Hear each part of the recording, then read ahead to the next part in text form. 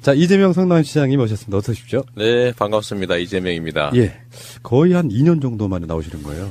그런가요? 벌써 그래 됐나요? 이재명 시장 나오신 게 제 기억에 2016년 초반이니까 딱 2년 정도 된 거죠. 그러네요. 예. 그런가요, 벌써? 아. 그런 이재명 시장님이 우리 같은 일반인들 쌩깠죠. 왜냐하면 이게 주류 방송에 나가야 되기 때문에 팟캐스트 쌩깠어. 레벨을 업되셔서. 네. 그렇지. 그래서 내가 이해한다고. 억울하네. 우리 좀 민주당의 아주 소중한 그 손가락에 꼽히는 자산이기 때문에. 그런 그 상투적인 말 좋아요. 자산, 뭐 이런 거 있잖아요. 그때까지만 해도 이재명 시장님은 그냥 우리 SNS나 팟캐스트 정도에서 알려진 인물 정도였는데 그 사이에 너무 크셔가지고요. 한번 모시기가 정말 힘들어요, 이게. 이게 전국구 인물이 돼버리면 어느 순간에 터치가 안 돼요. 내가 막 섭외하려고 텔레그램을 하면 손이 벌벌 떨려. 내가 무시당할까봐. 참, 뭐라 말할 수가 없네. 박정철 아버지 이제 오딩인데. 내 삼아 참아 할 말이 없대. 네, 그러니까요. 네. 대선 후에 첫 인터뷰인데요. 네. 다 알죠. 사실은 이제 전국구 스타가 되고 어떻게 지내는지 읽을 수 있을 저기. 심지어는 자택까지 카메라가 들어가서 뭐 예능했지 않습니까? 그렇죠. 예. 그런데 본인 말씀으로 인터뷰 오랜만에 하시는데 어떻게 지내셨는지 한번 좀 설명 좀 해주세요. 제가 그 새날 출연한 게 벌써 2년이 됐다니까 정말 세월이 정말 화살 같네 이런 생각이 드네요. 근데 2년 동안 저는 정말로 거의 뭐 순식간에 지난 것 같습니다. 특히 작년 이제 대선 전에 그 경선 국민의 재작년 여름 정도부터 되게 바빠졌던 것 같고요.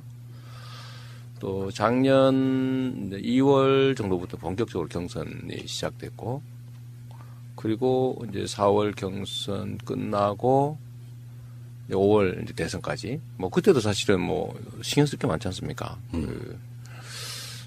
저는 이제 공식적으로 못 나섰지만 어쨌든 우리 문재인 정부 만들어야 되고 우리 민주당 승리해야 되니까 이제 거기 주력하고 그 끝나고 이제 잠깐 쉬려고 했는데 뜬금없이 방송 출연 얘기가 나와서 그것도 한 달 정도 버텼는데 결국은 하게 됐고 그래서 그게 한 석 달 간 것 같아요. 그러니까 본인이 요구하신 게 아니고 방송 쪽에서 그 얘기를 좀 잠깐만 드리면 이 양반들이 경선 도중에 저를 쫓아다녔다 그래요.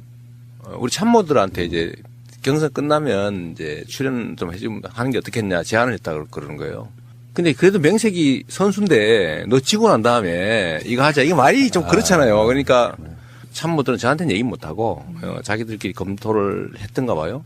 그러니까 그 제작진이 저 부부 진짜 재밌겠다 다녀보니까 뭐 사실 둘이 꼭 손잡고 다니고 그랬으니까 경선 때 계속 쫓아다녔대요. 경선장 뭐 토론회 장소 다 쫓아다녔다고 그러고 끝나고 나니까 저한테 제안을 했는데 제가 안 한다고 그랬죠. 미쳤냐. 그걸 24시간 48시간 카메라에 풀로 공개하고 방송이라고 하는 특성이 재밌기만 하면야 남들 그야말로 이렇게 여드름 짜는 장면도 낼 판인데 그렇잖아요. 그게 방송인데 너무 위험하다. 그래서 제가 안 했죠. 그런데 그쪽에 설득이 한 달 이상 또 계속 저한테 집요하게 얘기한 게 나한테 도움이 될 거다라는 거예요. 생각하는 거와는 다르게 제가 너무 일면만 보여진 게 있고 전체가 보여지면 오히려 우리 국민들의 공감도가 올라갈 거다.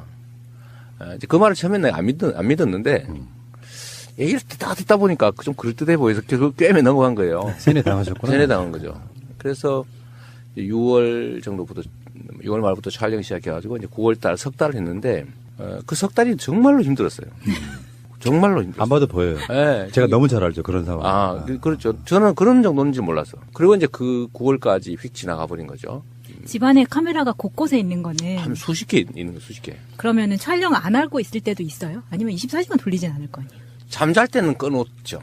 침실도 설치해놨는데 잠잘 때까지 지금도 잡니다 할 때까지 하고 일어난 다음에 켜고 이런 정도지 계속 켜놓는 거예요. 화장실까지 뭐. 빤스만 입고 돌아다니기가 힘들어지는 거지 이제. 그러다 겨우 빤스 비슷한 거 내복가 아니라 그 잠옷 입고 돌아다니는 거 막 그줄로 이제 다 찍히고 있는데 그게 이제 처음에는 되게 무슨 저 대통령 후보까지 했다는 사람이 뭔 짓이고 그래서 저한테 항의 엄청나게 많이 들어왔습니다. 그 당장 때려치라고 격 떨어진다 뭐 이런. 말씀하신 게 제가 그게 저는 반대로 알고 있었어요. 이재명 시장이 자기 홍보하려고. 완전 정반대시잖아요. 반대죠. 근데 저는 두려웠죠. 이게 너무 위험하잖아. 한 방에 가는 수가 있다니까. 근데 그 사람들 얘기는 자기들이 전문가인데 두세 달 이상 쫓아다녀본 결과에 의하면 전부가 노출되면 오히려 본인한테 유리할 거다. 그 얘기 끊임없이 하는 거예요. 근데 그 사실 방송하고 나니까 처음에는 욕 엄청 먹었거든요. 한남. 대한민국 대표적 한남. 가부장. 마초 꼰대. 마초 꼰대. 막 그런 거 하다가 그게 한 중반 정도 넘어가고 나니까 내면을 조금씩 이해하기 시작했던 거 봐요. 저게 말은 저렇게 하는데 뭐 이러면서 조금 공감하게 됐던 것 같고 결국은 뭐 최종적으로는 잃는 것보다 얻는 게 좀 더 많았던 것 같습니다. 그렇게 보내고 그러고 나니까 9월, 10월 되잖아요.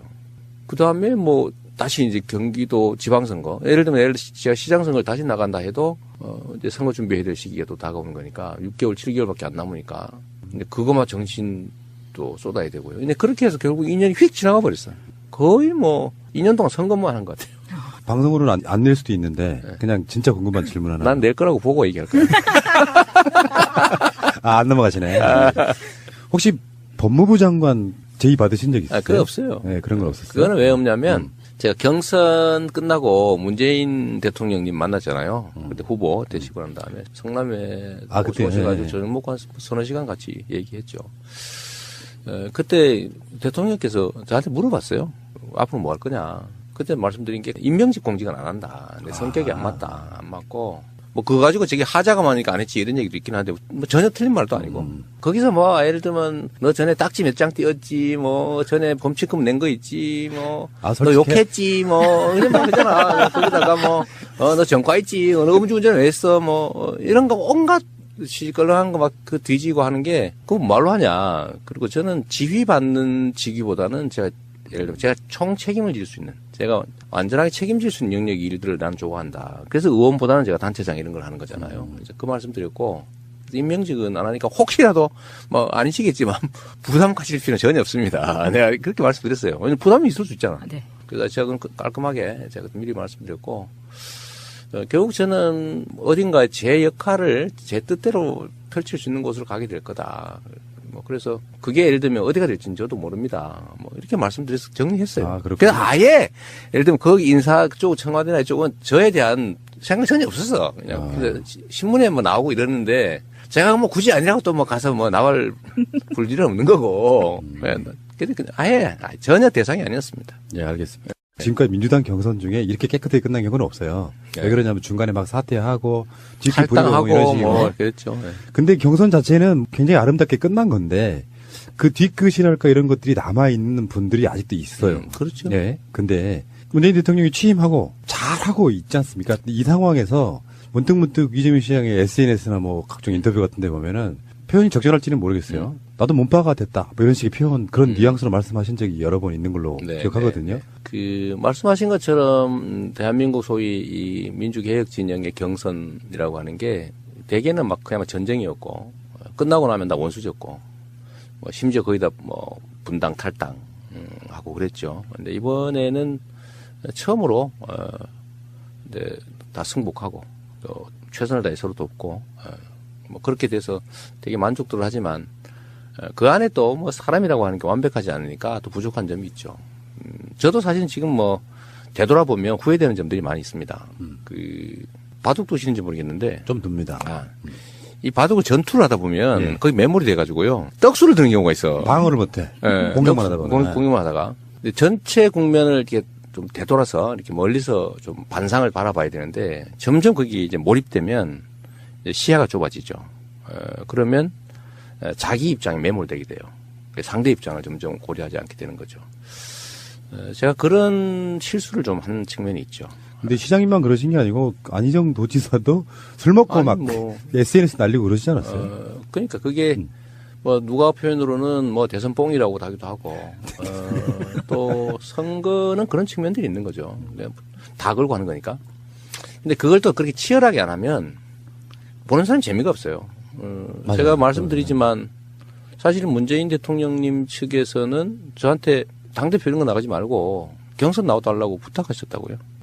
그러니까 그게 왜 그랬냐면 후보가 하나로 딱 고정돼 있으면 재미가 없잖아요. 대선 전에 한때 이재명 당대표 출마설이 있었지. 그때 제가 뭐 이거 자랑할 건 아니지만 다른 후보들 다 합친보다 지지율이 제가 높았단 말이에요. 맞아요, 최종 맞아요. 결과는 알 수 없지만 그래서 우리 참모진들이나 우리 주변에서는 고민을 많이 했죠, 사실은. 대표로 가느냐, 아니면 뭐 그냥 가느냐. 근데 당장 눈앞에 예를 들면 사실 큰 성과를 낼 수 있는 게 있으니까 또 대선도 중요하고요. 근데 그때 저한테 요청이 온 거예요.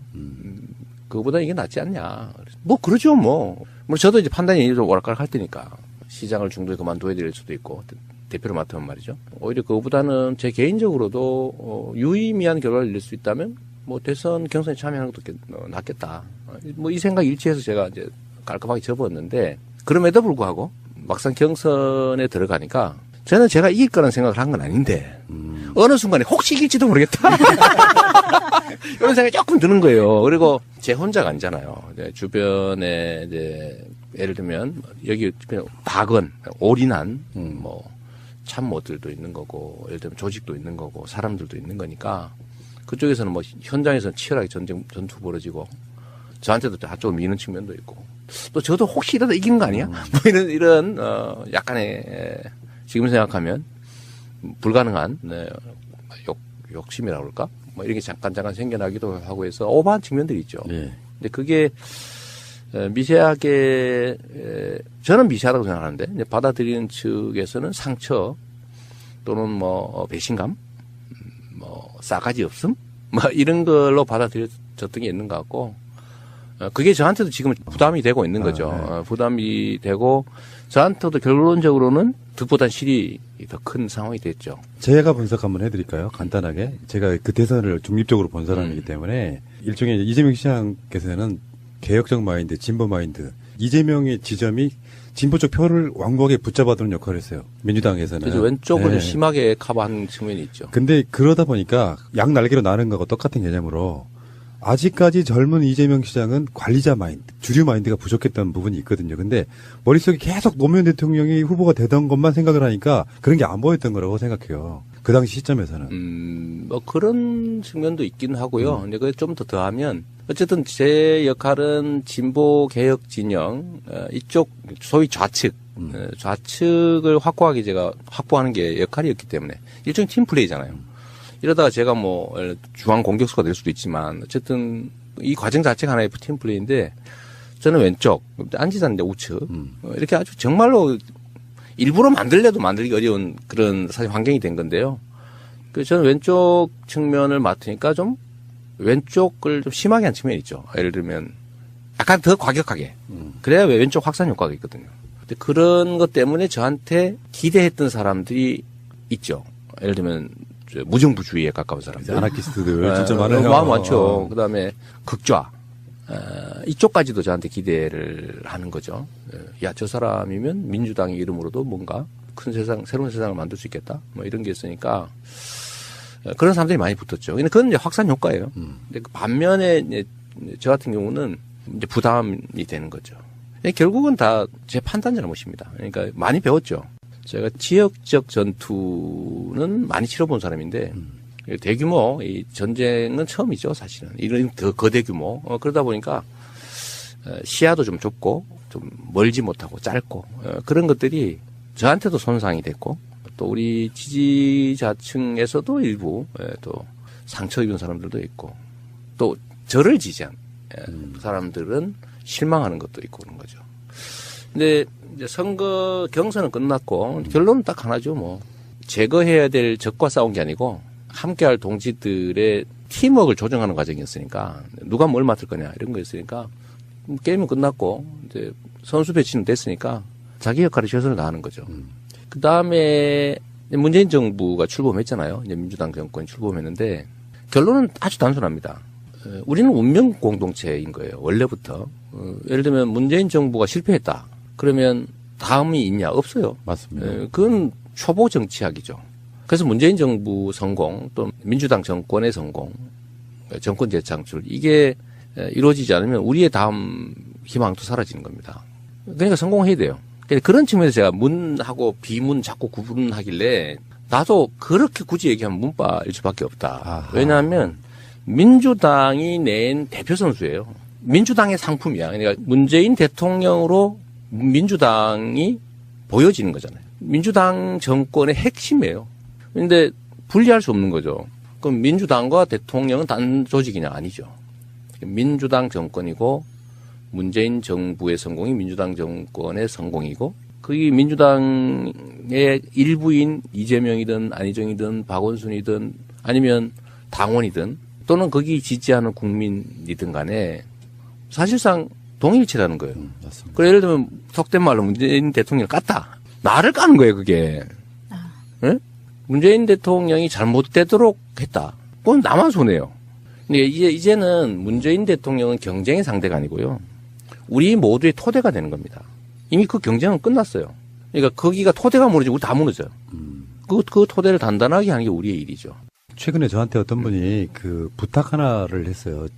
물론 행사가 취소되긴 했는데 광화문 행사에 진행하는 뭐가 하나 있었잖아요. 거기 가서 꼭 해달라는 말이 그 말이었어요. 적폐 세력들이 반격이 시작돼가지고 대통령 지지율 떨어지고 있다는데 여기서 비문 친문이 어딨냐 그 말 꼭 해달라는 거야. 아니 근데 그거는 사실 언론의 프레임이죠. 저는 언론 중에서도 우리가 좀 극복해야 될 적폐 세력이 있다고 보는 건데 경쟁 관계가 아닌데 경쟁 관계로 만드는 거예요. 그 문재인 편과 문재인 편이 세상에 어디 있습니까? 그렇게 되면 안 되는 거거든요. 우리 모두의 상징이 된 거죠. 우리 모두를 대표하죠. 그 문재인 대통령이 실패하면 우리 다 망해요. 근데 거기는 경쟁의 상대가 아니라 힘을 합쳐서 거기를 성공하도록 지지하고 지원해야 되는데 지지하고 지원하는 사람들 사이에 경쟁은 있을 수 있어요. 방법을 놓고. 그러나 문재인 대통령은 이미 경쟁의 상대가 아니라 함께 그렇죠. 성공시켜야 될 우리 모두의 얼굴이 된 거죠. 그거를 네. 얼굴하고 나하고 분리하자. 이런 거하고 비슷한 거예요. 여기서 긴급 질문이요. 네. 제가 지금까지 계속해서 궁금증을 가져왔던 것 중에 네, 하나예요. 네. 만약에 네. 국민들이 다 찍어서 대통령이 됐다면 네. 여러 상상 해드리면 안 되는데 그냥 하지 말아야 돼. 근데 문제는 사람들은 이재명이 정권을 잡으면 싹 쓸어버릴까 이런 얘기가 있었단 말이에요. 근데 막상 대통령이 되면 지금 문재인 대통령 이상으로 개혁할 수 있었을까요?라는 질문 한번 드리고 싶어요. 근데 사실 뭐 역사의 가정이라는 건 정말 무의미한 거고요. 쓸데없는 분란을 일으키죠. 근데 분명히 얘기하면 정말 잘하고 있어요. 잘하고 있고 제가 하고 싶었던 거 그러니까 공개적으로 말하지 않았지만 하고 싶었던 것들이 있잖아요. 그런 것조차도 잘하고 있어요. 정말로. 근데 이제 이 상대의 저항이 워낙 극렬하니까 지금 요새 힘들잖아요. 그래서 사람들은 그런 얘기를 하죠. 왜 비판하지 않냐. 잘못한 거 있으면은 까야지. 이런 얘기 가끔 저한테 하지 않습니까? 문재인 대통령 까라고. 까라고. 그러니까. 그래, 저보고 그거 안 한다고 속된 말로 삐져가지고, 그 성남에 뭐, 김사랑인가 뭐, 그런 사람하고 손잡고 저 까로 다니는 사람도 있어요. 아이고. 우리 그, 지지자 중에, 아이고. 열성적인 지지자 중에. 그게 지지자야? 지지자라기보다는 이제 저를 통해서 자기 의사를 관찰해 보려도 안 되니까 화가 난 거죠. 그래서 제가 좀 전에 댓글도 하나 쓰고 왔는데, 뭐 돌아서 저 까고 있는 사람이 있어요. 만기 칠남. 그래서, 아니, 망신은 아니지. 그거는 민심을 살피는 거지. 근데, 거기다 그랬어요. 가는 길이 다르다고 해도, 당신들이 가고자 하는 그곳을 나도 열심히 가려고 하는 사람이다. 길이 다르다는 이유로 나는 옳고 당신은 싫다고 해서 나를 그렇게 적폐 세력 취급하면 결국 본인이 가고자 하는 곳에 다다르는 게 더 힘들어진다. 이런 얘기도 했는데, 그런 것조차도 인정 못하고 왜 문재인 미웠는데 왜 문재인 안 까냐. 정부 잘못한 것은 까야지. 이런 얘기 하는 사람도 많아요. 근데 그거 안 한다고 저를 뭐 공격하는 사람도 있는 거고. 그래서 제가 그 사람들한테 공개적으로 한 얘기예요. 우리는 팀이다, 팀. 내가 언제 그리고 경선할 때도 내가 지면은 깽판 친다고 한 일 없고 지면 내 정책이라도 남고 지면 이기는 사람 위해서 열심히 지지 지원할 거다고 얘기했지 않냐. 그럼 거짓말 한 거냐 그게. 그럼 내가 이기면 상대의 도움받고 내가 지면 안 도와주고 그게 사기꾼이지 그게. 경쟁에 참여하는 구성원이 아니지 않냐 이런 얘기도 내가 했는데요. 자관의 결론은 제가 예를 들면 망나니 아무데나 칼 휘두르는 칼춤 추는 사람 그런 사람이 아니잖아요.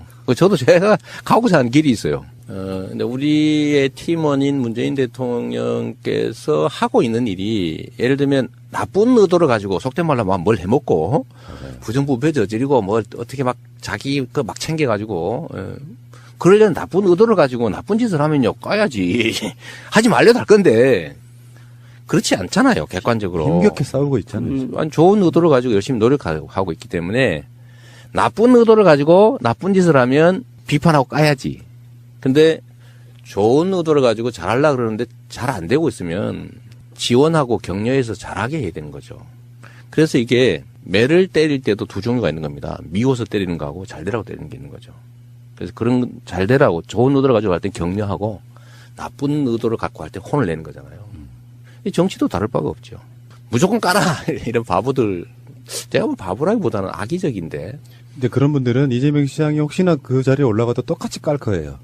반대가 몸에 배어 있는 분들. 글쎄 그럴 수도 있는데 그러니까 저보고 네가 했으면 더 잘하지 않았을까 이런 생각 얘기하는 사람도 있는데 제가 그러지 말라고 그래요. 그거는 알 수 없는 일이고 지금 현재로 보면 맞는 말이 아닌 것 같더라고. 상상했던 것들 또는 그 이상을 하고 있어요. 그러니까 민주당 주류인 문재인 대통령이 저렇게 힘든데 이재명 시장이 올라갔으면 두 가지 방법밖에 없었을 거라고 생각해요. 하나는 진짜 더 큰 협치를 해야 되는 상황. 아니면 아예 법 무시하고 그냥 상당히 독재적인.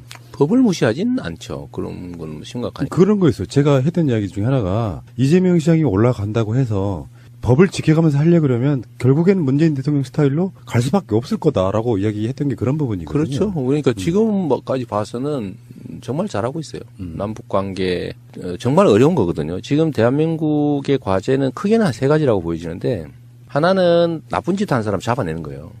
죄진 사람 처벌하는 거.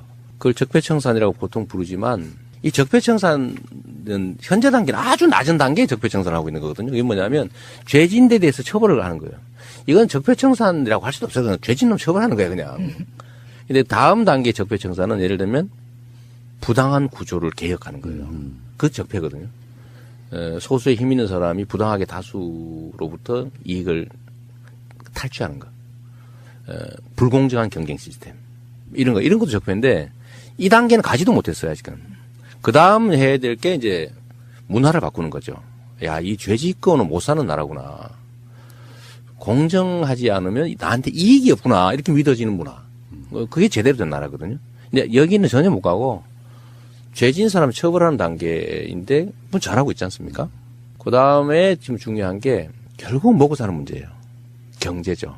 산업, 성장 이런 얘기 하지 말고 중요한 거는 어떤 엄청난 불평등과 격차. 여기 때문에 사람들이 다 희망을 잃어버렸잖아요. 역사적으로 다 그래서 나라가 망했거든요. 분석 여러 가지 있어. 외국가 쳐들어오고 관료가 부패하고 흉년이 들고 다 이런 현상적 분석이 있는데 본질은 그 사회가 가지고 있는 자산과 기회를 특정 소수가 지나치게 독점해서 압도적 다수가 기회를 잃어버렸을 때 그럼 기근이든 아니면 외침이든 이런 걸로 해서 그게 폭발하는 거죠. 그래 망하는 거거든요.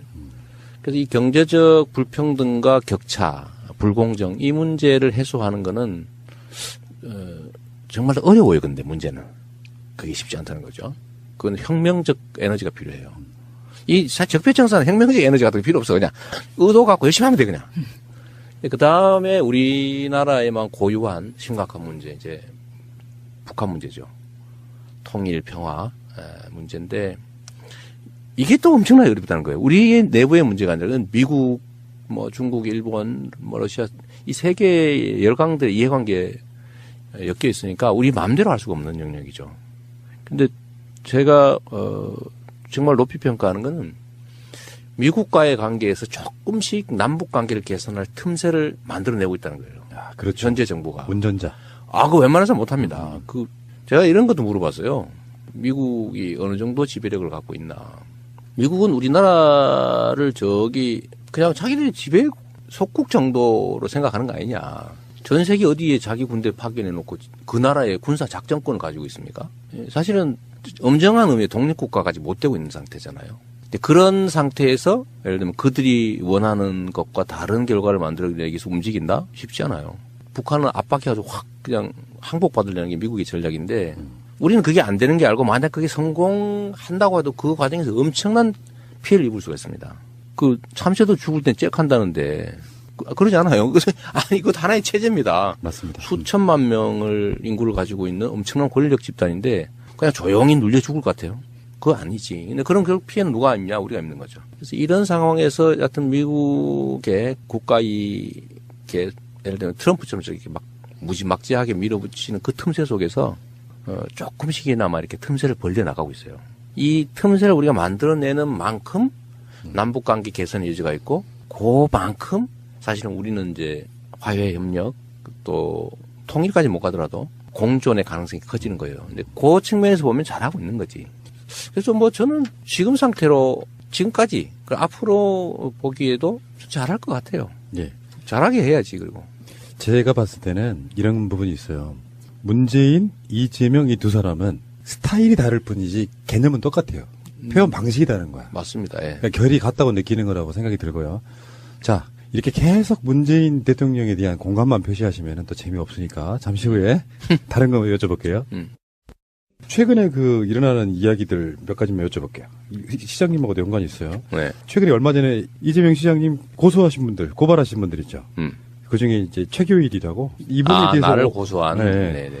그 성남 FC 관련해 가지고 그것도 우리 그 소요 방송 젊은이들 방송에서 한번 실드를 한번 해드렸는데. 그렇군요. 그러니까 그 최교일 의원이 지금 현재 여검사 성추행 무마 의혹 바로 그 당사자잖아요. 의혹이 아니라 무마했더만. 네, 그러니까 언론이 왜 이렇게 말하는 거야? 무마 확실. 본인 오리발 이렇게 얘기해야지. 보면은 그런 검사 집단의 그런 식의 어떤 성적인 폭력이 아직도 지금 굉장히 잔존한 모양이더라고요. 분위기 들어보니까. 저는 예를 들면 저도 법조인이잖아요. 그리고 저는 연수원 동기들 선후배들이 뭐 여전히 검찰에도 많이 있고 한데 제가 그 사람들을 이렇게 개인적으로 보면 상상이 안 돼요. 전혀 그럴 사람들이 아니야. 그리고 그런 사람은 없었고. 근데 이 최교일이나 여기서 뭐 얘기되던 안택은 뭐 이런 사람들 얘기를 들어보면 상가집에 가가지고 문상 가서 속된 말로 주물럭 했다는 거 아닙니까? 그것도 유부녀를요. 유부녀를 그것도 임신 중이었대요. 그래. 그리고 초임도 아니고 한 7, 8년 된 중견 검사였던가 봐요. 그걸 세상에 상가집에서 막 만지고 막 껴안고 그랬다는 거 아닙니까? 그것도 앞에 법무부 장관이 옆에 있는데. 보고 있었대요. 그러니까요. 에이씨. 그래서 저 어제 해당 서검사 와서 인터뷰하면서 막 울고 이러는 거 보니까 그거 얼마나 한이 됐겠어요. 그래도 명색이 검사인데 그런 사람 잡는 직업이잖아요. 그런데 자기가 당했어. 그런데 그거에 대해서 아무 문제의식을 느끼지 않는 거예요. 그리고 그 안모 그 검사가 인권국장이었다면서요. 기침이 나와. 아니, 그러니까 앞에서는 인권 하는 담당을 하면서 자기가 인권 침해를 막 하고 있는 거죠. 이 권력을 가지고 습관적으로 약자들에게 행사하고 누리고 또 그들의 고통 속에서 희열을 느끼는 그런 사람들이 있는 것 같습니다. 검찰에만 있는 게 아니고 뭐 군대에도 있고 보면 군대에서 여성 부사관, 여성 장교들 성폭행 한 사례가 많잖아요. 보면 동료나 조직원으로 보이는 게 아니라 그 성적 대상으로 보이는 거죠. 군대. 근데 검찰도 그러고. 근데 이 사람들이 또 승승장구한다는 거죠. 그 거세하고 발치 차야 되는 거 아니에요? 법대로 하면 그렇게 해야지. 근데 이제 공소시 저질렀다고 지금 흐지부지 하는데 제가 보니까 그런 짓 한 사람이 계속 그런 똑같은 짓을 해 보니까요. 이 최교일 씨를 내가 지금 내가 언론에 소문을 내주려고 그래 이제. 네. 근데 너 뒤졌어 이제. 이 양반이 법률 지원단장이라서 난 그 사람 전혀 몰랐습니다. 했던 얘기 또 하고 했던 얘기 또 하는데 제가 분명히 얘기했거든요. 성남 FC도 프로 축구단이고 기업인데 광고를 파는 거예요. 스폰이잖아. 예를 들면 메인 가슴 광고. 그렇죠. 이건 한 3, 40억 갑니다. 싸게는 20억. 어깨 광고. 뭐 한 10억에서 20억. 뭐 백북 뭐 이런 데다가도 뭐 한 5억씩 뭐 이렇게 받아요. 그 프리미어 리그에 삼성은 수년간 수백억 내잖아요. 어마어마한 건 냈죠. 수천억 도 냅니다. 내는데 그 광고를 매출을 한 거예요. 시민구단들이나 프로구단들이 다 그렇게 기업들한테 광고 노출해주고 돈 받고 하잖아요. 그래서 운영하는 건데 이거를 기부를 받았다고 우기는 거예요. 미르 재단처럼 기부받았다고. 미르가 광고해 줬냐고. 아니, 미르가 삼성을 백번호 붙여줬냐 말이에요. 아니잖아. 그렇죠. 근데 우리는 예를 들면 붙여준단 말이에요. 그 광고를. 그래도 수백만이 보지 않습니까? 그렇잖아. 근데 이걸 계속 기부라고 우겨요. 그리고 성남 FC는 주인이 성남 시민이야. 성남시가 운영하고 있는 구단이에요. 시가 예산을 투자해서 운영하는 곳이에요. 그 미르 구단은 국가 예산을 투입한 국가 기업이 아니잖아. 근데 이거를 계속 같은 거라고 우겨. 이거 말고 얘는 들 게 많죠. 그리고 우리는 공개적으로 다 한 거고. 그리고 광고라고 하는 게 좀 더 시너지를 올리기 위해서 다양한 방법이 있는 겁니다. 예를 들면 기업은 사회공헌 해야 되는데 주빌리 은행 그 모금해가지고 수천억 지금 이제 조 단위로까지 서민들 금융 장기 연체 채무 탕감해 주는데 그 홍보해주는 게 우리 성남시의 중요한 일이고, 내가 그 대표기도 하고, 또 성남시에서 뭐 모금해서 많이 탕감도 했는데, 전국적으로 확산할 필요가 있다. 그러니까 네이버는 어차피 지역 기여해야 되거든요. 우리 성남에 들어올 때 지역 기여 약정이 돼 있어요. 성남 시유지를 사서 들어왔거든, 거기가. 시유지를 반을 쪼개서 사고, 거기에다가 일종의 혜택을 받고 들어온 기업이에요. 거기 정자역이요. 정자역이지. 그러니까 그때 협약서가 있습니다. 그 협약을 일부 이행하는 거죠. 근데 그런데 네이버는 좀 더 공익적인 일을 하고 싶은 거예요. 특정 구단을 후원하는 것보다는 좀 더 생생하다고 좀 그렇고, 좀 더 이렇게 기업 이미지 제고에 도움이 되는. 근데 주빌리은행 좋잖아요. 수백만의 서민 장기 연체 채무자를 도와준다. 그리고 우리는 주빌리은행을 광고하는 거나 뭐 네이버를 광고하는 관계 없는데 서로 협약해서 주빌리를 해주면 더 좋잖아요. 그래서 3자가 합의한 거예요, 그거를. 이렇게 하자. 그러면 40억을 내는데 39억은 FC가 갖고 1억은 주빌리가 하는데, 그렇다고 우리가 1억 받고 메인 광고를 해줄 수는 없잖아. 1억을 받고. 그러니까 이건 금액대로 메인으로 받은 거죠. 20억을 받은 거지. 그걸 또 3자 합의했다고 우리가 다 언론에 다 공개를 해서 이렇게 합의했습니다. 멋있다고. 그때 언론, 체육계 이런 데서 이야, 정말 엄청난 새로운 모델이다. 그러고 막 칭찬하고 그랬다고. 그때는 새누리당이 가만히 있었어. 그때 만약에 문제가 있었으면 박근혜가 날 가만뒀겠냐고요. 그렇죠. 그러니까 이게 그 억지 쓰는 거지. 또 있어. 그 사람들이 한 얘기 중에요. 자금 세탁 의혹이 있다 이런 얘기 있어요. 자금 세탁을 기자회견에서 공개적으로 합니까? 네, 여기서 이렇게 40억을 주고 그중에 39억을 우리가 받아가지고 이렇게 광고는 하고 이렇게 합니다. 이렇게 해서 자금 세탁하는 그 자금 세탁 개념에 해당이 안 되잖아요. 그게 세탁은 몰래 하는 거지. 숨기는 거잖아요. 같은 이슈인데 이명박은 그런 거 잘하잖아요. 그리고 몰래 하죠, 몰래. 우리는 그건 또 하나 있어요. 건축 허가를 내준 대가로 해준 거 아니냐 이런 얘기해요. 이건 내가 아직 공개적으로 얘기 안 한 얘기인데 네이버가 절반의 땅을 사서 입주를 하고 난 3,000평 남아있는 시유지가 또 있습니다. 근데 그 시유지가 못 쓰고 있는 거예요. 그래서 우리가 그 기업을 유치하자. 기왕이면 공공청사 질 것도 없고. 근데 기업 유치를 했는데 그 땅값을 우리가 엄청나게 비싸게 올려놨어요. 팔라고. 거의 평당 3,000만 원 가까이. 옛날에는 되게 싸게 팔았지. 근데 이번에는 우리가 좀 비싸게 하고 했는데 기업들이 워낙 비싸고 그러니까 잘 안 들어와요. 그래서 우리가 네이버에 너희들 돈도 많고 한데 다른 데 있는 기업들, 관련 기업들 다 모아서 여기다 더 확장해라. 설득을 한 거죠, 우리가. 기업 유치를 한 거야. 그래서 거기가 사준 거야, 쉽게 말하면. 우리는 왜냐면 그때 당시에 이걸 매각해서 빚도 갚아야 됐고, 기업도 유치해야 되고, 빈 땅을 놔두느니. 그럼 일자리도 생기고, 하다못해 세금도 더 늘어나니까 기업을 유치해야 되잖아요. 그러니까 거기를 기업을 유치하는 조건으로 매각을 했기 때문에 그 건물 짓는다고 건축허가 신청 들어오면 안 해줍니까? 해줘야 되잖아. 그거는 그 대지인데 업무 상업 용지로 매각을 했으니까 당연히 업무 상업 시설 건축허가 신청이 들어오면 해줘야 되고 안 해주면 손해배상 해줘야 돼요. 그러니까 법률적으로 보면 광고를 안 해줘도 허가는 무조건 해줘야 돼. 이게 어떻게 광고를 해주는 조건으로 허가를 해줬다는 말을 할 수가 있습니까? 근데 이거를 문제는 무식한 국회의원이 했으면 이해해. 무식한 국회의원이 했으면. 그런데 홍준표 변호사잖아. 경남FC 구단주였잖아. 아, 그러네, 진짜. 그러네. 아니 본인도 경남FC 후원, 거기는 광고도 아니고 후원, 그러니까 공짜로 받는 후원 5억 받았다 3억 받았다 이 맨날 언론에다 사진 찍어서 광고하고 그랬거든요. 근데 우리는 그런 거 한 일 없어. 광고 매출을 한 거예요. 최교일 법률지원단장 변호사 검사 출신이잖아. 다 알고 있는 거예요. 이게 자기들이 한 얘기가 말도 안 되는 소리라는 거 알면서 국민한테 거짓말을 해가지고 이재명이를 공경에 처하게 해보자 라고 한 건데, 제가 그래서 이 사람들한테 하는 얘기입니다. 국민을 그렇게 거짓말에 속아 넘어가는 바보 멍충이로 생각하지 마라. 너네 그러다 망했다. 그러다 탄핵당했다. 그렇지. 그러다 지금 당이 없어지게 생겼는데 지금 니네들 계속 이 짓 하면 진짜 완벽하게 없어진다. 그래서 제가 그걸 보여주려고 그러죠. 국민은 촛불 이전의 국민이 아니고 촛불을 들고 스마트폰으로 무장해서 박근혜 정권을 무너뜨린 위대한 집단 지성체다.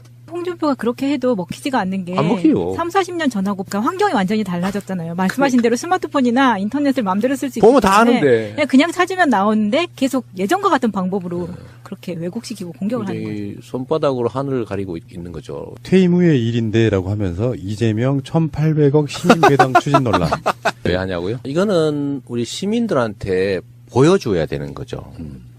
저는 여전히 지금도 성남시장이고 올해 사업 기획을 다 해야 되는 사람이고요. 지금 현재 생긴 수익을 어떻게 처리할지에 대한 기본 방침도 정해야 됩니다. 다음에 한 사람 마음대로 해라 그러면 안 되는 거죠. 이거는 5,500억은 사실 제가 시장이 안 됐으면 그냥 민간인하고 정치꾼들 몇이서 나눠 먹었을 거예요. 제가 그걸 뺏었잖아요. 뺏어서 만든 과외 수입이고 그중에서 1,800억 말고 920억, 2,600억 이거는 공원도 만들고 그 터널 다리 그 길도 만들고 했으니까 1,800억 정도는 우리 시민들한테 직접적으로 혜택을 주자라는 생각을 작년부터 하고 있었어요. 작년 초부터. 그런데 이거를 지금 정하지 않으면 지금 용역도 줘야 되는데 그냥 몰래 할 수는 없잖아요. 그랬으니까 당연히 저는 이 처분 방향은 정해야 된다.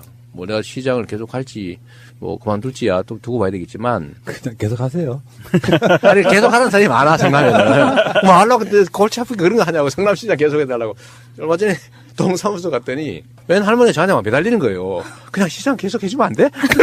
아니, 방법이 하나 있어. 성남이 광역시가 되면 경기도지사나 레벨이 같아져요. 레벨이 같아도 그 똑같은 일 할 필요는 없는 거죠. 그런데 제가 보여주고 싶은 거는 18만 원, 뭐 가구당 한 6, 70만 원, 이렇게 뭐 팔자고 치는 돈이겠어요. 그러나 제가 꼭 하나 증명해 보이고 싶은 게 선거 잘하면, 정치 잘하면 자다가도 떡이 생긴다. 그러네. 이걸 보여주는 거예요. 맞아요. 자다가 지금 벼락 많이 맞잖아, 지금 우리가. 이 잘못 뽑고 사실은 감시 안 하고 방치해놨더니 IMF 오게 만들고 말해요.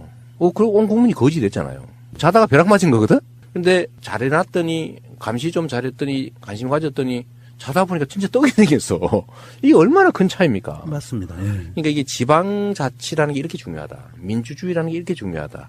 대리인을 잘 뽑고 잘 감시하고 책임을 잘 묻는 게 이렇게 직접적으로 우리의 삶을 바꿀 수 있다. 하늘과 땅의 차이를 만들어낼 수 있다는 거를 하나의 증거로 보여주라는 거죠. 그 증거 중에 가장 좋은 게 현금이 생기는 게 현금이요. 최고의 증거 아닙니까? 그렇죠. 현금. 근데 그것도 뭐 지역화표를 주면 받는 사람도 좋아. 동네 뭐 재래시장도 좋아. 경제 살아서 또 좋아. 맞습니다. 많이 좋잖아요. 예. 얼마나 좋아. 지역화폐 이 부분은요, 앞으로 계속 이제 뻗어나갈 거예요. 우리가 얼마 전에 그 복귀왕 시장 이야기할 때 백원택 씨가 지금 전국이 정책이 된 것처럼 그러니까 어떤 특별한 분야의 복지 정책이 있어가지고 시조급 되는 분들이 있어요. 왜 저애는 안 하던 일을 자꾸 저지르냐라고 얘기하잖아요. 자, 정치와 행정을 구분을 하라면 딱 이렇게 말할 수 있습니다. 있는 길을 잘 가는 건 행정이고요. 없는 길을 만드는 게 정치입니다. 그리고 해야 될 일을 하는 게 정치고 할 수 있는 걸 하는 게 행정입니다. 저는 성남시장이라고 하는 행정을 하지만 그 과정에서 필요한 새로운 길이 있으면 저는 만들어내잖아요. 청년배당, 기본소득 앞으로 해야지. 근데 제도로는 없죠. 예를 들면 불로소득을 걷어서 우리 공동체가 나누어서 가져야 된다. 이거 추미애 대표가 한 지대 이론하고 비슷한 겁니다. 왜 공짜로 생기는 수익을 특정인이 또는 특정 그룹이 독점합니까? 우리 모두의 것이잖아요. 근데 이것도 제도로는 없어요. 우리는 언제나 그래 돼서 이 특정 계층 중에 누가 가질까를 결정하는 게 정치라고 생각해. 예를 들어 어디 개발을 하면 누가 먹을 거냐. 그걸 왜 누가 먹습니까? 우리 모두가 가져야지. 그게 제가 생각하는 새로운 길이죠. 그래서 우리 모두가 가지는 권한의 기초에서 생긴 특별한 이익, 불로소득, 누군가 노력하지도 않고 저절로 생긴 거, 이건 다 환수해가지고 우리 모두가 공평하게 나눠갖고 각자는 자기가 노력한 만큼의 결과를 가져라. 그게 공평한 세상 아니에요. 근데 우리 지금 대한민국에 소위 부를 쌓은 사람들 중에 자기가 노력해서 노력한 결과로 그만큼 쌓은 사람이 얼마나 있습니까?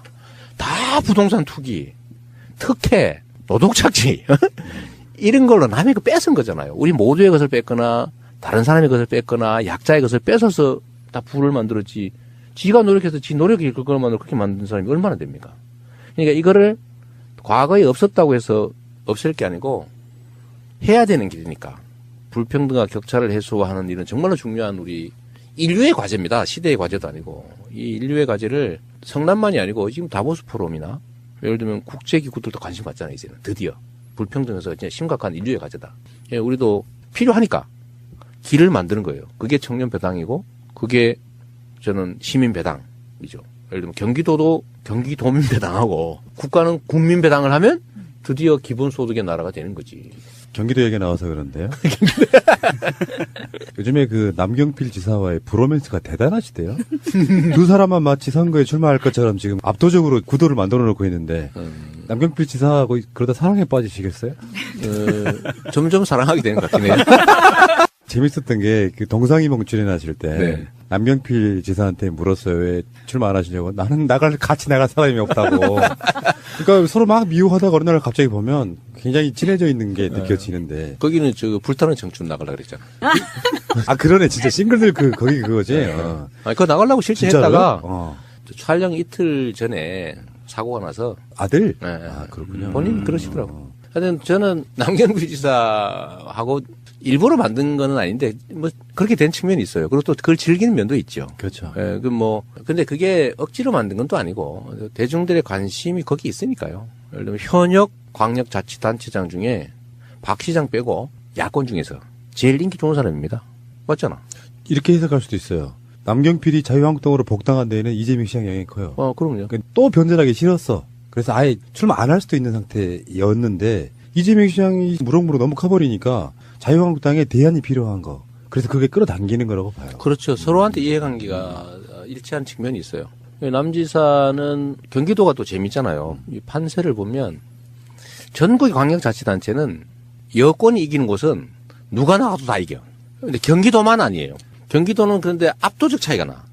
예를 들어 후보가 누구냐에 따라서 그 여론조사 결과가 천지 차이가 나버립니다. 그러니까 양자구도일 때는 완전히 뒤집히고요. 사자구도일 때는 예를 들면 뭐 심상정이 1등 하기도 하고 막 그래요. 그게 뭐냐면 남지사가 세다는 얘기입니다. 아, 지금 샤이가 많이 있다는 뜻인가요, 또? 샤이도 샤이인데 남지사의 시정 지지율, 도정 지지율이요 60% 여전히 60% 가까이 됩니다. 앞뒤 왔다 갔다 하죠. 야당 중에서 이만한 지지율을 확보한 데가 없어요. 그러니까 여기는 누가 그런 얘기하죠. 이거 제 자랑 같아 좀 말하기 좀 그런데 이재명이가 경기도 나온다 그래서 저기는 망했다. 아니면 무조건 이기는 건데. 남경필이. 남경필. 네. 아. 그런 얘기했는 거예요. 근데 그거 얘기 아까 맞는 거죠. 바른당에서도 무조건 1등이었던 거예요. 근데 제가 이제 후보로 서울시로 혹시 가는 기대를 했는지도 모르겠는데 저는 그건 안 한다고 했으니까. 이렇게 하니까 1대1 구도를 안 만들면 가능성이 없어진 거죠. 전혀 안 보이니까 결국 복당했다고 보이시고. 제가 경기도의 뭐 선거 결과를 얘기하긴 좀 그런데 하여튼 경기도가 좀 특수합니다. 인구도 워낙 많은 데다가 1350만이죠. 대한민국의 4분의 1인데 여기가 정말 특이해요. 사람 따라 왔다 갔다 해요. 후보의 당 따라 결론이 나지 않아요. 그 1월달 여론조사 결과 그렇잖아요. 거기에 남경필 지사의 사실 경쟁력이 숨어 있는 겁니다. 그리고 저는 뭐 남지사하고 이제 1대1로 이렇게 뭐 왜냐하면 이제 방송이나 이런 데는 그 시청률이 잘 나오는가 봐. 방송하는 사람들 입장에서 봐도 네. 그런 구도로 싸움을 붙여야 나오거든요. 그러죠. 근데 다른 데는 그럴 만한데 그치 마땅치 않잖아요. 자, 그러면은 진짜 중요한 건요. 나가시면 될 것 같아요. 에이 무슨 소리예요. 아니, 왜 그러냐면 이제 대선 후보로서의 후광도 분명히 있는 거고 워낙에 나는 입지전적인 인물이라고 우리가 이야기 계속 하고 있잖아요. 기초단체장이 대선 후보 되는 경우는 정말 드문 경우잖아요. 없지 처음이죠. 앞으로도 없을지도 모르는데 그 정도로 자기의 어떤 내공이랄까 이런 거를 보여주신 분 입장에서 진짜 중요한 건 내부 경선일 수도 있다. 그렇지 않습니까? 네, 그렇죠. 근데 민주당 주류의 어떤 지원을 받을 수 있느냐라든지 지금 민주당의 당원이 한 160만 된다고 하는데 그 당심을 어떻게 얻느냐라든지 여러 가지 문제 속에서 1번 타자로 나오신 전해철 의원은 내부 경선은 내가 더 통과할 자신 있다 이렇게 말씀을 하시거든요. 뭐 그럴 수도 있죠. 네. 그럴 수도 있고 경선이란 낙관할 일은 아니에요. 그 양기대 시장 또 전해철 의원 또 훌륭한 분들이잖아요. 그런데 저는 그런 건 이제 고려할 필요가 있어요. 선거는 이겨야죠. 선거는 일단 그게 중요하고 내부 경쟁도 예를 들어 당원이 100만 명 그러니까 권리당원 100만 명 이렇게 얘기하는데 경기도만 해도 막 18만 명 뭐 이렇게 얘기하는 것 같아요. 권리당원이 18만 명 전원 투표 시킬 거거든요. ARS 투표 뭐 이러고 당원 중심 정당인데 투표권 안 주면 안 되죠. 이미 당은 대체적으로 정한 거 아닙니까? 권리당원 전원 투표 50%, 안심번호 여론조사 50%. 이렇게 대체적으로 정한 거예요. 근데 10만이 막 넘어가는 그 당원들 전수투표 결과라는 게 되게 여론 결과하고 비슷하게 가요. 몇천 명도 아니고 10만 명 뭐 이렇게 되면 결국은 이제 국민들이든 당원이든 민주당을 지지하는 사람들. 이 사람들이 주축일 텐데 이 사람들은 20년 만에 처음 온 기회잖아요.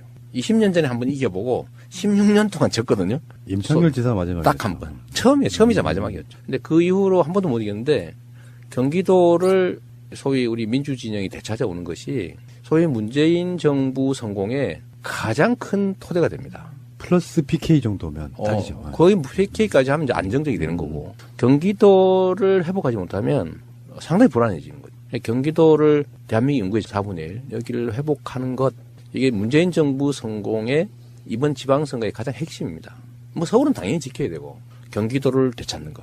그러니까 그런 점에서도 우리 국민들이나 당원들이 합리적 판단할 거라고 보죠. 그리고 만약 거기서 이재명 아니야? 그럼 뭐 그거 받아들이면 되지 뭐. 아 근데 그럼 경기도지사 나가시려면은 성남시장을 사퇴해야 되는 시점이 있나요? 정확하게? 3월 15일입니다. 3월 15일까지. 네. 그러니까 성남시장 이재명은 사실상 3월 15일까지밖에 못 본다.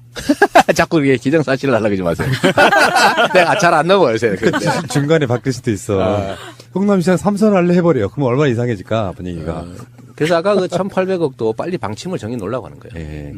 잘하시는 것 같고요. 그 부분은 누군가가 이재명 지지하고 누구는 뭐 어떤 사람 지지하고 이런 부분이 있어갖고 다 일장일단 있어서 지지하는 쪽의 장점만 이야기하는 건데 네. 이런 비판도 있는 거예요.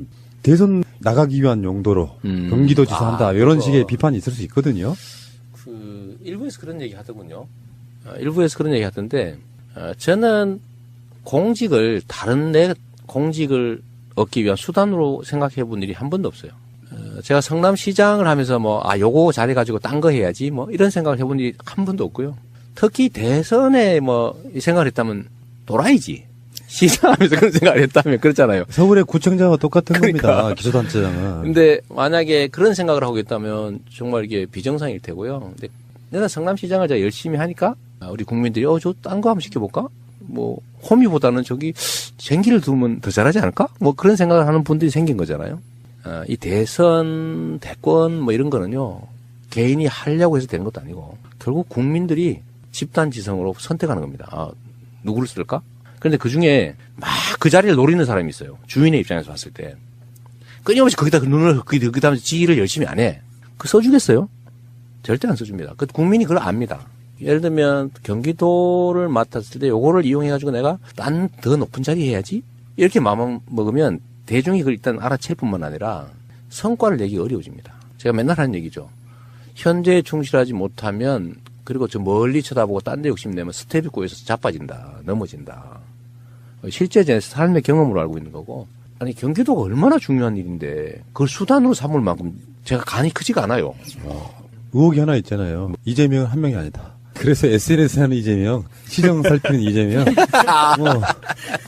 그만큼 능력이 출중하신 건 누구나 다 아는 거고. 문제는 진짜 중요한 건 대선 이후에 큰 선거가 하나 돌아왔는데 그것이 파열음이 돼가지고 당이 분열되는 요소로만 안 쓰인다면 출마하시는 분들이 경선을 깨끗하게 해서 선거를 일시 단결해서 치르면 분명히 경기도건 PK건 TK건 좋은 결과가 있을 거다 이렇게 보는 거거든요. 제가 말씀드리고 싶은 게요.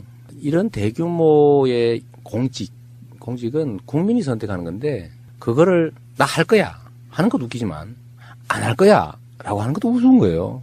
그거는 본인이 정하는 게 아닙니다. 그냥 머슴은요. 지가 맡은 일, 시킨 일 열심히 하면 돼. 그러면 주인이 알아서 이거 말고 딴 거 해 하는 때가 오겠죠. 근데 나 저 딴 거 할 거야. 나 딴 거 더 폼 나는 거 해야지. 이런 거 하고 있으면 주인이 절대 안 써줍니다. 근데 시장님 진짜 궁금한 거 하나 있어요. 네. 그냥 성남시는 단일 대우로 가면 되거든요. 정책 하나 하면. 네. 규모도 경기보다 작고. 근데 도지사나 시장들 중에서 자기 권한이 가장 작은 게 경기도지사라는 이야기 들어본 적이 있거든요. 그건 일리가 있어요. 네. 그 왜 그러냐면 50만 이상 도시는 도의 권한을 상당 부분 시로 이양을 해놓은 상태이기 때문에 자기 마음대로 할 수 있는 게 그리 많지는 않습니다. 그리고 도는 자기 이름으로 행정을 하는 게 아니고 다 시군을 통해서 하기 때문에 미세한 예를 들면 동네 청소 잘하고 이런 거 하기 어려워요. 그러니까 체감되는 정책을 하기가 어렵죠.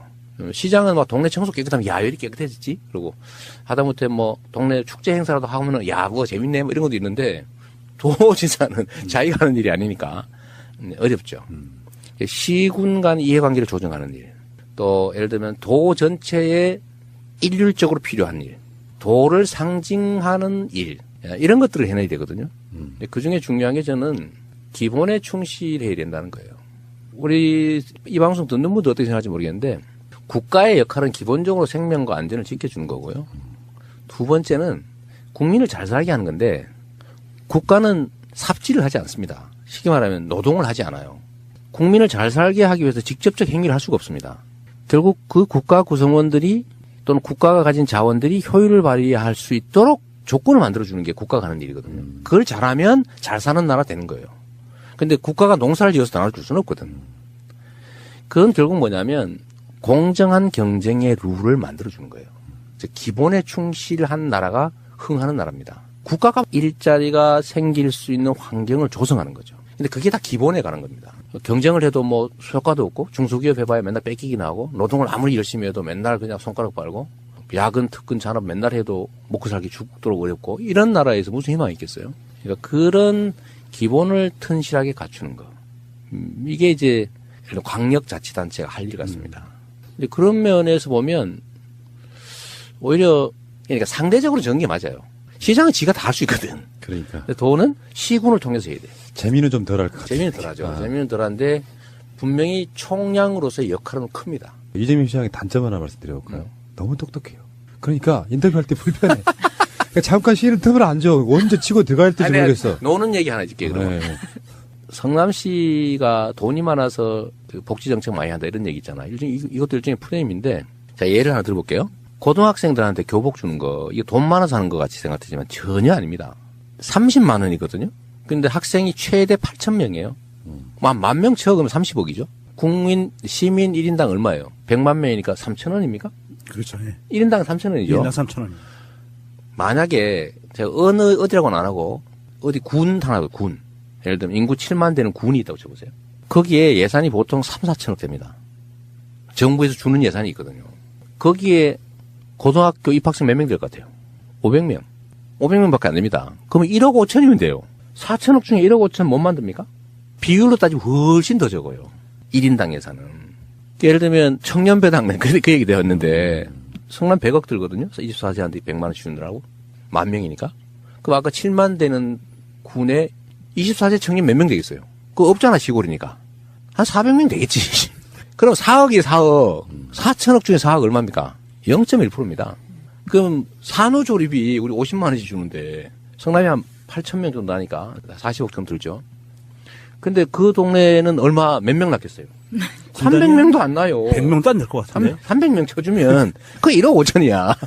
4천억 예상 중에서 1억 5천 없네 이거죠.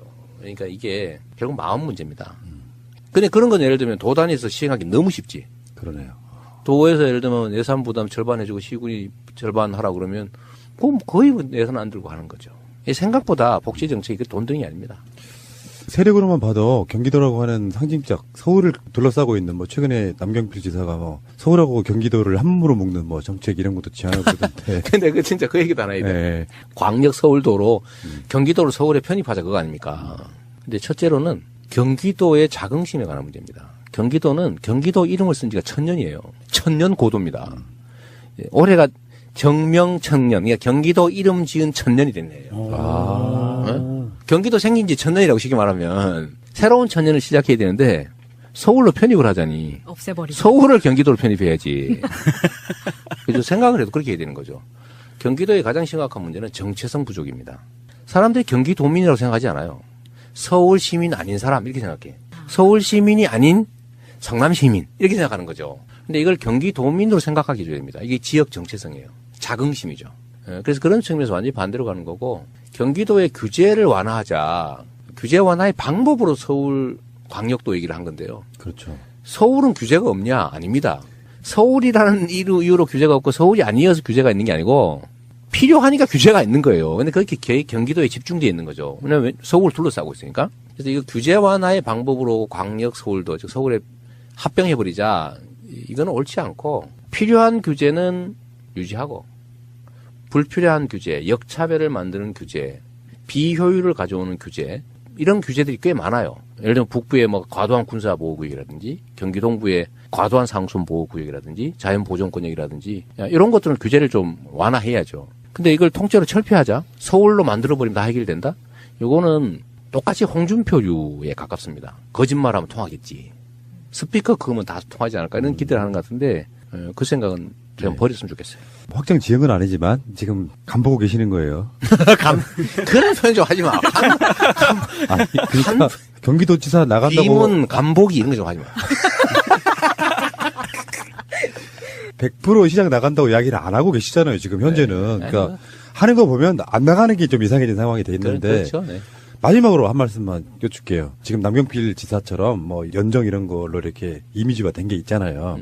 내가 경기도지사가 되면 이거 하나만큼은 꼭 하고 싶다 하는 거. 사람들은 돈을 많이 벌기를 원하는 게 아니고요. 잘 살기를 바라는 겁니다. 잘 살기를 바라는 그 수단이 하나로 돈을 바라죠. 경제 성장도 그렇고 지역 발전도 그런데 예를 들면 경기도에서 경기도민이 잘 사는 방법은 뭘까? 일단 좀 미세먼지 이런 거 대기 오염 문제잖아요. 뭐 요새 미세먼지 너무 막 엄청난 것처럼 보이지는데 사실 대기 오염 문제입니다. 과거의 수질 오염. 수질 오염 문제는 지금 많이 완화되고 있어요. 대기 오염이 이제 근본적인 문제로 사람들이 느끼기 시작한 거죠. 이런 삶의 환경의 문제. 깨끗한 환경에서 잘 살게 하는 거. 이게 되게 중요하다고요. 이거야말로 개인이 아니라 공공이 해야 될 일이죠. 일자리를 만들고 산업을 발전시키고 경제를 성장시키고 이거는 원래 하는 거야 맨날. 근데 거기에 예를 들면 경기도만이 할 수 있는 거. 복지를 확대하는 거. 더 나은 삶을 위해서. 경기도가 가진 기회와 자원들을 좀 더 효율성을 발휘하게 하는 거. 쓸데없는 데다가 막 토목공사 하느라고 돈을 마구 없애는 것보다는 사람들한테 지역화폐로 출산 장려해주고 예를 들면 고등학생들 무상급식이라도 지원해주고 그게 지역화폐로 지급돼서 동네 골목 상권으로 살고 이럴 수 있다면 돈이 2배, 3배로 효율성 있게 쓰여지는 거잖아요. 그런 경기도가 가진 또는 그 지역이 가진 자원과 기회가 효율적으로 잘 쓰여지게 하는 거. 결국은 기본에 가는 것이다. 이 말씀 꼭 드리고 싶어요. 너무 막 우아한 뭐 동부가 뭐 첨단 뭐 도시 막 세계 뭐 허브 뭐 그런 거 안 했으면 좋겠어. 그냥 기본에 충실한 사람이 살만한 행복하게 질 높은 삶의 유지가 가능한 이런 쪽으로 가야죠. 자, 그 방송 들으시는 분들이 시간적으로 부족하다. 그거는 원래 정규 방송이 있는 시간대 바로 앞에다가 성남시에서 이것밖에 시간이 없다. 난 그래서 내 책임은 아니고요. 나머지 부족한 부분들은 이 시장님이 굉장히 많은 인터뷰를 나가시거든요. 찾아서 들어보시고요. 저는 제가 소관할 상황은 아니고 마지막으로 이런 말씀 하나 드리고 싶어요. 정말 옛날에 엄청나게 친한 동네 형이었는데 네. 동네 형이 이제 검사가 돼가지고 서울에서 네. 연락이 잘 안 되는 그런 형. 그래서 한번 모시기도 힘들고. 아, 뭐 그런 부분이 있는데. 미안합니다. 명절이나 한번 내려오시겠죠, 뭐. 고향에. 그것도 그렇고. 네. 채널 청취자 여러분들 부탁드리고 싶은 게 이런 게 있어요. 좀 길게 멀리 봐야 된다. 물론 저도 이제 잠깐 매몰돼가지고 좀 지나친 오버로 내부에 좀 손상을 준 게 있는 것 같아요. 되게 후회스럽기도 하고 그런데 그러나 또 우리가 미래를 향해 가야 되니까 작은 차이들 이런 것들을 조금 좀 이겨내고 좀 더 길게 멀리 크게 보고 모두의 목표를 향해서 같이 힘을 좀 합치면 좋겠다 그런 생각이 많이 듭니다. 우리 사회가 과거보다 돈이 없는 것도 아니고 기술이 부족한 것도 아니고 사람들이 교육을 덜 받은 것도 아니고 분명히 기회 요인이 더 많은 사회예요. 과거에 비해서. 그런데 과거보다도 더 많은 사람들이 더 좌절하고 있거든요. 이유는 단순합니다.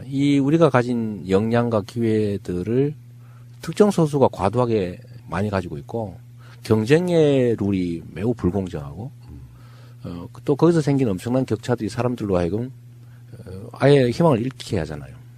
근데 이런 사회를 극복하려면 엄청난 에너지가 필요합니다. 우리가 촛불을 들고 박근혜 정권을 내쫓을 때 얼마나 많은 에너지가 소요됐어요.